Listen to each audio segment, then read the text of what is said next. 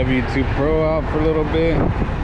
Trying to drain the battery a little bit. Haven't used it as much since I got the zeus, so I don't want to ruin the battery by just having it there. So figured I'd bring it out for a little spin. So I actually miss this thing, man.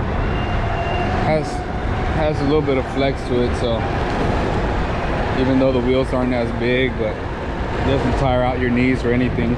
That's one thing I did notice with the zeus as well, was when I was riding the zeus for long distance or like pretty rough roads, even with the big cloud wheels, I noticed that I'd get home with a little bit of tired knees.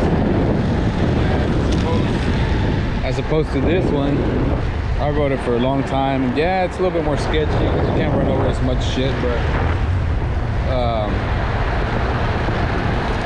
it does eat up a lot of the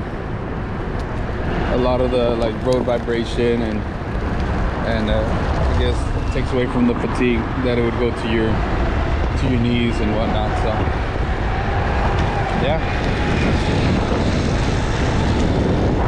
has some flex to it. So, and it's still a fun board to ride. I just don't like the range aspect of it, which is still fair. The range on it's pretty good. I think it's like either like 15 to 20 miles, more or less. I think it's still like 18 actually, 15 to 18 miles, depending on how fast you ride, and hills, and obviously, you know, stuff like that. So I had great nights where I had, you know, close to the 20 miles, and then I had days where it just, you know, barely made it, maybe the 14, you know.